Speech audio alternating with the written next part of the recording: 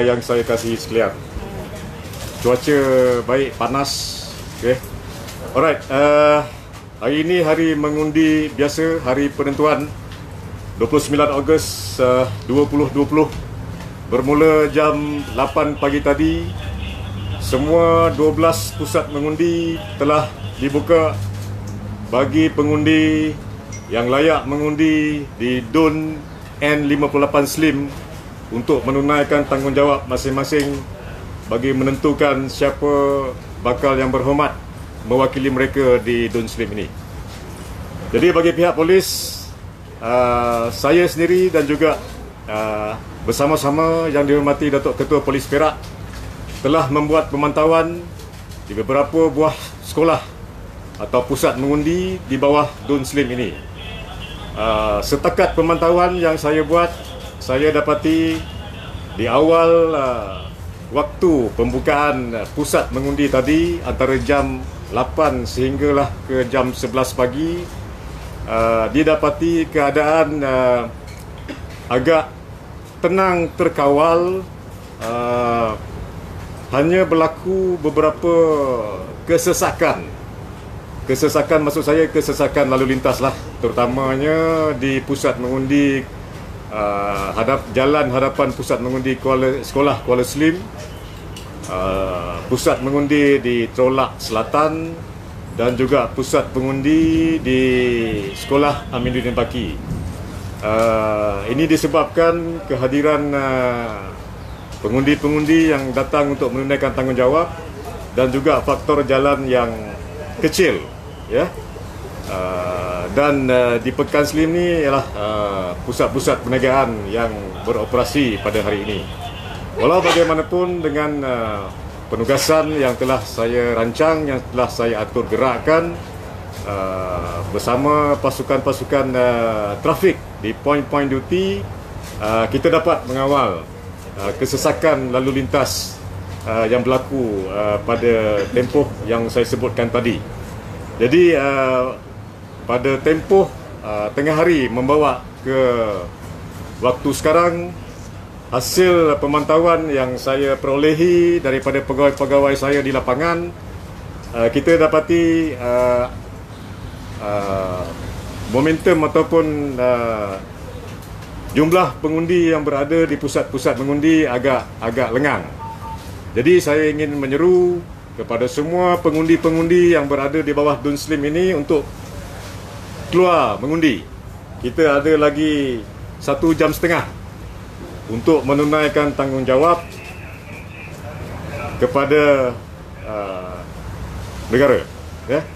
Dan tidak lupa juga nasihat saya kepada pengundi-pengundi ini, patuhilah SOP yang telah ditetapkan oleh pihak kerajaan.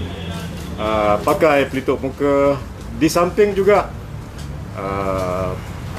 persediaan yang dibuat oleh pihak SPR di pusat-pusat mengundi untuk mencegah wabak COVID-19 ini dengan menyediakan kaunter sanitasi dan juga saringan suhu badan. Jadi berbaki 1 jam setengah ini, turunlah ke pusat mengundi dan mengundilah.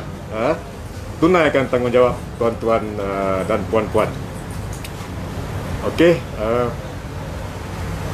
menjelang penutupan jam 5.30 petang nanti, pusat mengundi nanti, saya juga ingin memaklumkan bahawa semua peti-peti undi dari pusat mengundi akan dibawa ke pusat penjumlahan undi di Majlis Daerah Tanjung Malim. Menurut SOP yang dikeluarkan oleh pihak SPR dan juga MKN, hanya 30 orang penyokong parti yang menang dibenarkan hadir. Jadi atas faktor itu, saya telah merancang dan akan mendirikan sekatan jalan raya di lokasi sebagaimana waktu penamaan calon yang lepas. Jadi diharap tuan-tuan sedia maklum akan sekatan jalan raya yang saya buat ini supaya tidak berlaku kesesakan. Habis mengundi, duduklah di rumah 30 orang saja yang mempunyai pas yang dikeluarkan oleh pihak SPR boleh masuk ke pusat penjumlahan undi rasmi.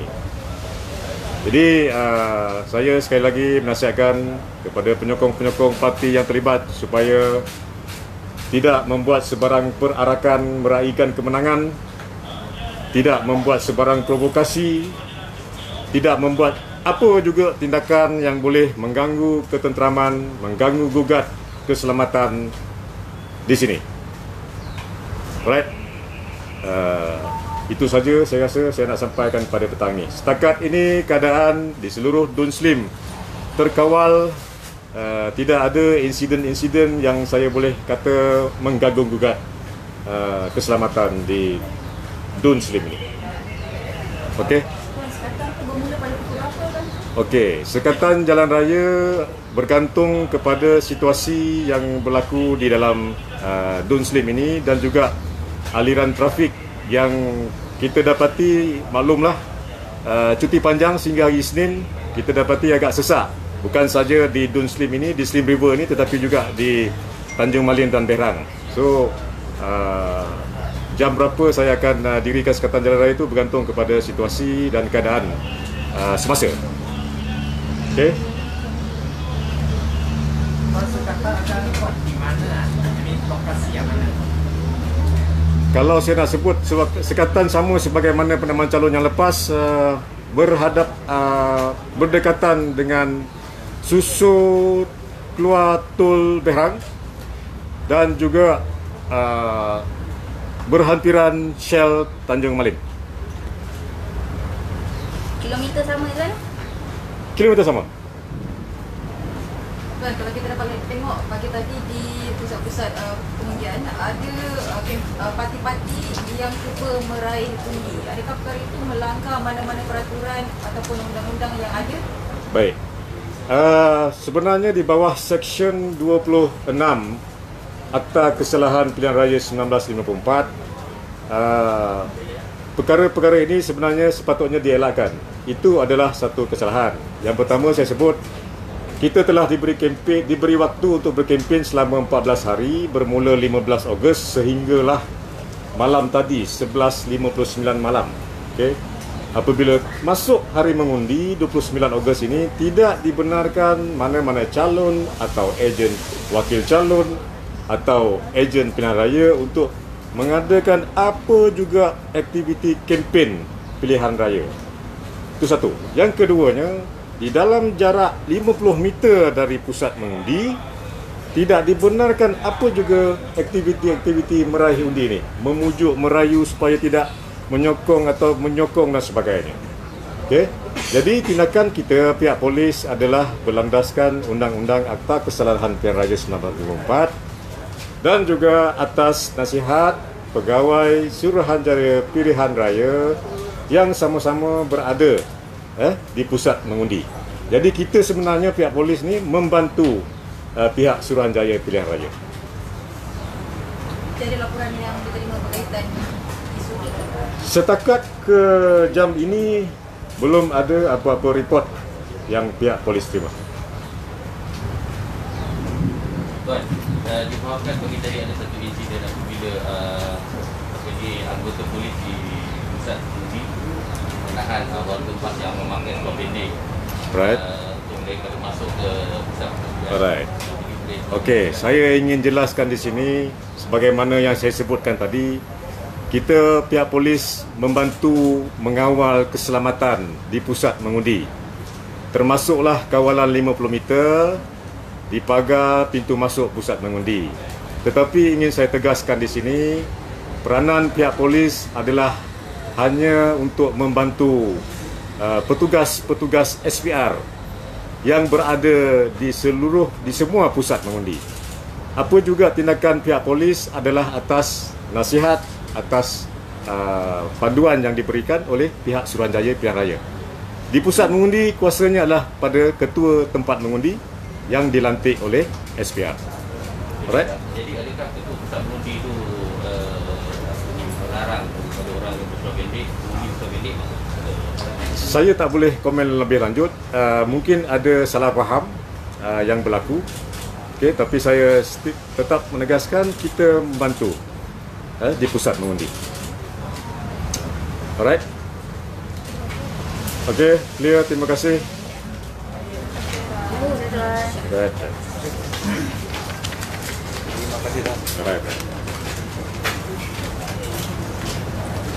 Sepanjang kempen ada